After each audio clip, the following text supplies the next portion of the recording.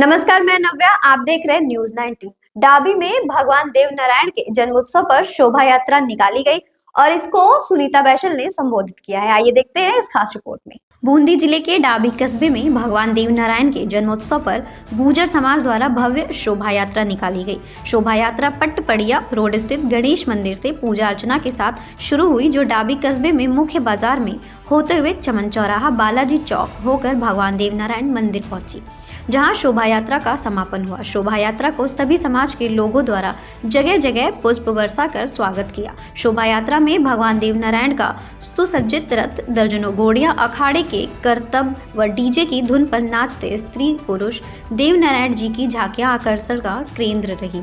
इस भव्य कार्यक्रम में मुख्य अतिथि कर्नल किरोड़ी सिंह बैसला की सुपुत्री Sunita Bainsla, principal director general आयकर विभाग, भारत सरकार रही। शोभा यात्रा भगवान देव नारायण मंदिर पहुंची, जिसके बाद आम सभा का आयोजन किया। आम सभा को मुख्य अतिथि सुनीता बैसला ने संबोधित करते हुए समाज के लोगों को शिक्षा पर जोर देकर अपने बच्चों को उच्च शिक्षा दिलवाने का आह्वान किया। उन्होंने कर्नल बैसला के कथन पर हिम्मत, मेहनत और नियत से समाज को आगे बढ़ने के लिए कहा। साथ ही उनके द्वारा लिखी पुस्तक को समाज के लोगों को भेंट कर सभी को इस पुस्तक को पढ़ने की अपील की। इसमें कर्नल बैसला के द्वारा समाज के लोगों को दिए गए महत्वपूर्ण संदेशों को जन जन तक पहुंचाने की अपील की और डाबी बरड़ के गुर्जर समाज द्वारा उन्हें जो सम्मान दिया उसके लिए उन्होंने संपूर्ण समाज का धन्यवाद ज्ञापित किया।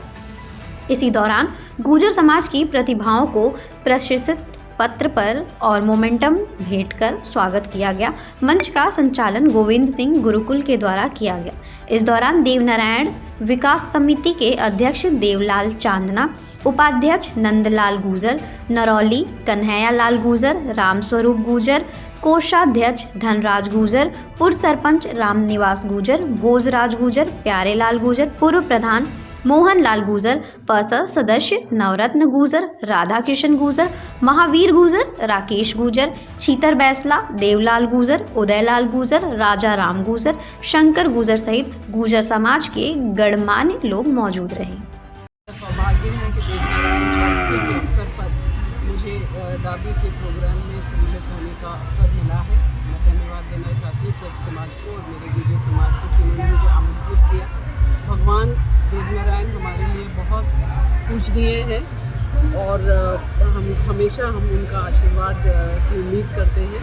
इस अवसर पर समाज को मेरा मैसेज है कि कर्नल बैसला साहब का जो संदेश है सब समाज के लिए और विशेषकर गुर्जर समाज के लिए, अच्छी शिक्षा, अच्छा स्वास्थ्य, पढ़ी लिखी माँ और कर्ज मुक्त समाज, वो संदेश लेकर के मैं आज डाबी आई हूँ और इसी पर मैं समाज से चर्चा करूँगी। भगवान जी गुर्जर समाज को आरक्षण को लेकर जो चल रहा था, बैसला साहब ने भी काफ़ी संघर्ष किया गुर्जर समाज के लिए। आप क्या संदेश देंगे और गुर्जर समाज को? गुर्जर समाज की विशेष परिस्थितियों पर ध्यान में रखते हुए उनको पहले एमबीसी फिर एसबीसी आरक्षण अलग से 5% मिला। अभी ये हमको मिल रहा है और मुझे पूरी उम्मीद है कि अगर कोई न्यायिक व्यवस्था में भी इसको चैलेंज किया जाता है, फिर भी हमको कोर्ट सही ठहराएगा कि इस जाति को इन 5 कौमों को आरक्षण की ज़रूरत थी और वो डिस्टर्ब नहीं करेंगे, ऐसा मैं मानती हूँ। और आप सामने भी होंगे। भाइयों बहनों, प्यारे बच्चों, आप सबको मेरा नमन, नमस्कार। मेरा सौभाग्य है कि मुझे आज यहाँ आने का अवसर मिला। मुझे डाबी के बारे में हफ्ते भर पहले तक बिल्कुल पता नहीं था। मैं भारतीय राजस्व सेवा 1988 बैच की अधिकारी रही हूँ। अभी पिछले महीने ही सेवानिवृत्त हुई हूँ। Principal director general income tax माने प्रधान आयकर महानिदेशक के पद से। ये हिंदुस्तान के सर्वोच्च पदों में से है और शायद जब मैं रिटायर हुई तो मैं अपनी समाज की सबसे वरिष्ठ अधिकारी थी। ये बात मैं आपको इसलिए बता रही हूँ कि केवल बहुत कम संख्या में हमारे बच्चे इन पोजीशंस पर पहुंच रहे हैं। अभी हम कुल मिलाकर के 100 की संख्या भी हमने पार नहीं करी होगी जो सिविल सर्विसेज में हैं। बदलाव आ रहा है, कई क्षेत्रों में बदलाव तेजी से आ रहा है, पर यहाँ जैसे क्षेत्र में बदलाव बहुत धीरे धीरे शिक्षा को लेकर के आ रहा है। आपकी आर्थिक स्थिति जरूर सुधर रही है, आप अच्छा कर रहे हैं, ये खुशी की बात है और इसका स्वागत है, परंतु शिक्षा के क्षेत्र में आप बहुत पीछे हैं। ये मेरा मैसेज आपको है।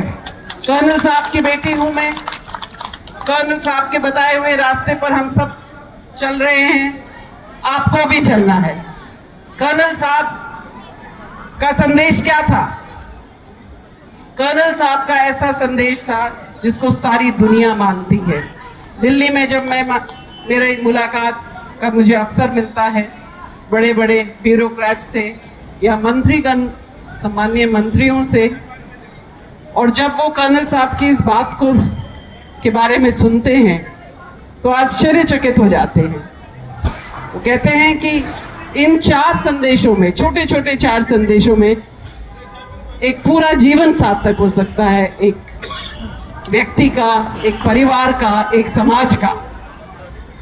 और बहुत सारे तो ऐसे हैं जो मुझसे मेरे बोलने से पहले ही वो अब कर्नल साहब के अच्छी शिक्षा, अच्छा स्वास्थ्य, पढ़ी लिखी माँ और कर्ज मुक्त समाज का संदेश जानते हैं और वो उसका जिक्र करते हैं। तो जब कर्नल साहब का संदेश अन्य समाजों में पहुंच चुका है तो हमारी समाज के लिए वो कितना महत्वपूर्ण है। क्या हम इसको महत्वपूर्ण मानते हैं? क्या हम शिक्षा के प्रति इतना ध्यान दे रहे हैं? क्या हमारी बेटियां पढ़ रही हैं जिस तरह से उनको पढ़ना चाहिए? मेरे लेवल की सीनियरिटी पहुंचने में 35 बरस लग जाते हैं। अगर डायरेक्ट रिक्रूट कोई IAS, IPS, IRS कल उसकी भर्ती हो, वो सक्सेसफुल हो, तो पूरे 35 बरस लगेंगे। तो आप सोचिए हमारी समाज में अभी कितनी ज़रूरत है हमारे बच्चों को इन इम्तिहानों में बैठने के लिए, हमारी बेटियों को इन इम्तिहानों में बैठने के लिए। जब वो अच्छा पढ़ेंगी तो वो आगे बढ़ेंगी। आप उन्हें घर गृहस्थी तक ही सीमित रख रहे हैं। महिलाओं की जिम्मेदारी गृहस्थी की है, पर उनमें क्षमता है, वो साथ साथ और भी काम कर सकती है। मेरे से जब बात होती है समाज के बंधुओं से, अन्य क्षेत्रों के, यहाँ के नहीं, तो वो जिक्र करते हैं कि कैसे उनकी बहुओं का सिलेक्शन हो गया और उन्हें फख्र होता है जब वो फोन पे बोलते हैं कि मेरी बहू टीचर हो गई, मेरी बहू RPS हो गई या किसी अच्छे इम्तिहान में पास हो गई, तो उन्हें एक गर्व महसूस होता है और उनके बच्चे अभी प्रयास ही कर रहे हैं। तो लड़कियों में आपकी बहुत क्षमता है, आप उन क्षमताओं को पहचानो और उन्हें आगे बढ़ाओ। ये मेरा मैसेज आपको है। अच्छी शिक्षा, अच्छा स्वास्थ्य, पढ़ी लिखी माँ और कर्ज मुक्त समाज। कर्ज मुक्त समाज बहुत जरूरी है। दिखावे में मत आइए। अगर आपकी हैसियत नहीं है भारी खर्चा करने की तो ना करें। कर्जा अगर आपको लेना है तो केवल शिक्षा के लिए लीजिए, अपने बच्चों को काबिल बनाने के लिए, सक्सेसफुल बनाने के लिए। बाकी और चीज़ों में मत जाइए कर्जे की तरफ, दबिए मत। अपने पड़ोसी से, अपने रिश्तेदार से मत डरिए, मत भयभीत होइए, मत दबाव में आकर के कुरीतियों को आगे बढ़ाइए। किसी को तो हिम्मत करनी पड़ेगी बदलाव लाने की। कर्नल साहब ने कितनी बड़ी हिम्मत करी थी आरक्षण के लिए, क्या वो संभव था? जब उन्होंने मुहिम शुरू करी तो कोई सोच नहीं सकता था कि ये संभव है, पर क्योंकि वो जस्टिफाइड था और आप सब ने निरंतर, आप सब ने सहयोग दिया। मैं जहां भी जाती हूं मुझे लोग मिलते हैं, चाहे वो बहुत ही दूर दराज का इलाका हो, लोग मिलते हैं, वो कहते हैं हम जेल भरो आंदोलन में गए थे, हम झालावाड़ की मीटिंग में गए थे, हम पीलूपुरा गए थे, हम धौलपुर गए थे, हम पुष्कर गए थे। पूरा समाज साथ दिया तो कर्नल साहब को सक्सेस मिला। 72 हमारे भाई शहीद हुए, उनकी कुर्बानी से पूरे मूवमेंट को बल मिला, हमें सक्सेस मिला। तो जब कर्नल साहब आरक्षण ले सकते हैं आपकी सहायता से, हमारे लिए, आप सबके लिए, तो ये समाज क्यों नहीं अपनी कुरीतियों को बदल सकता एकजुट होकर के। ये मेरा मैसेज आपको है। मैं धन्यवाद देना चाहूंगी जिस तरह, जितने प्यार से आपने आज मुझे सम्मान दिया।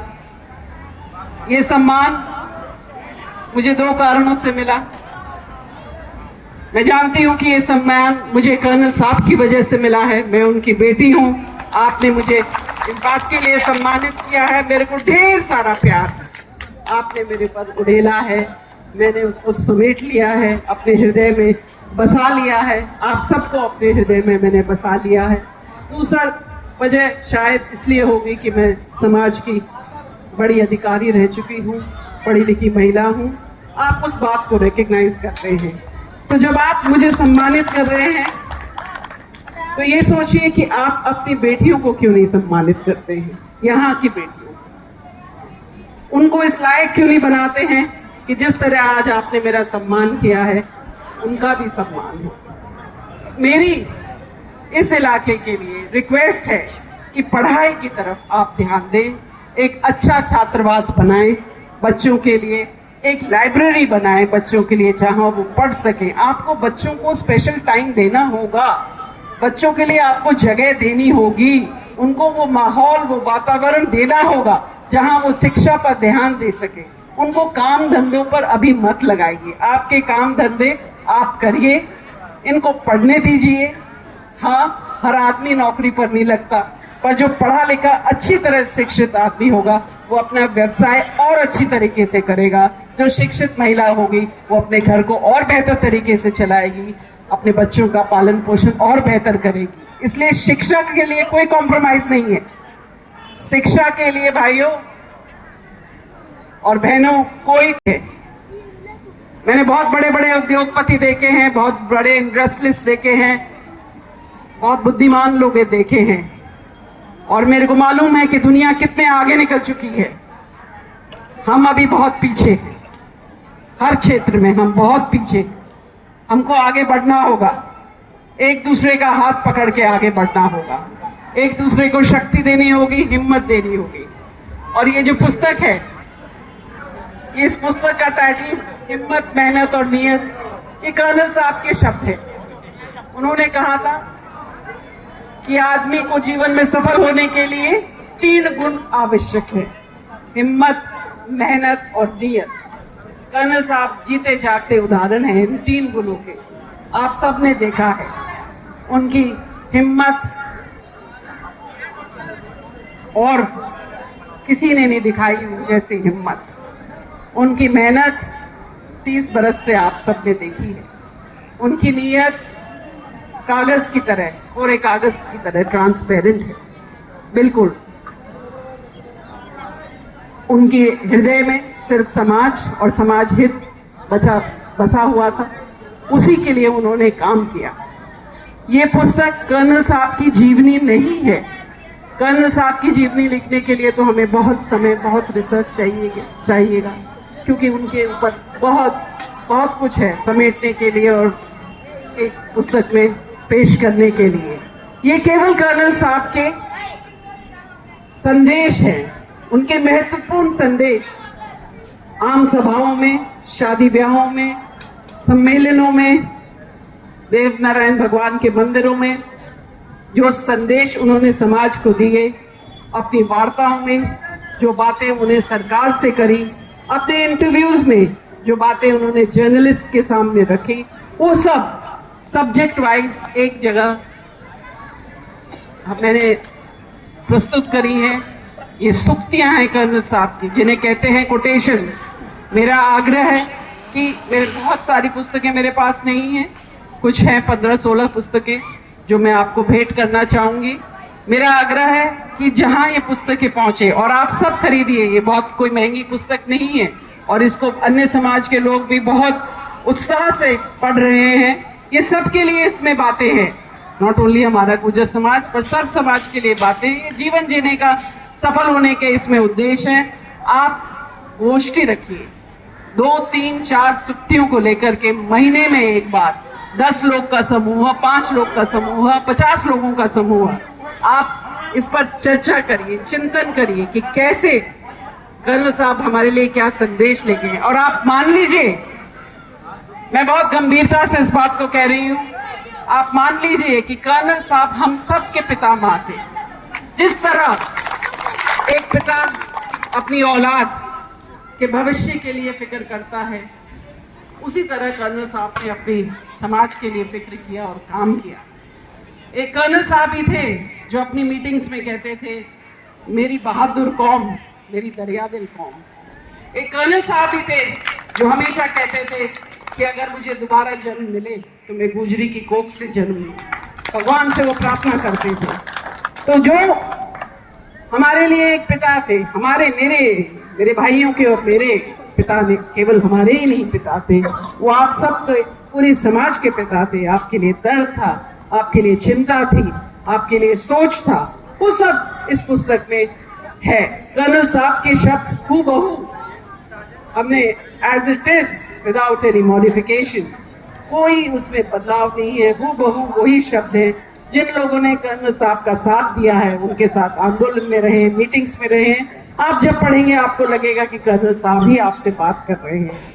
तो मेरी रिक्वेस्ट है कि इस पुस्तक को जरूर पढ़ें, इस पर मंथन करें और इसको आत्मसात करें।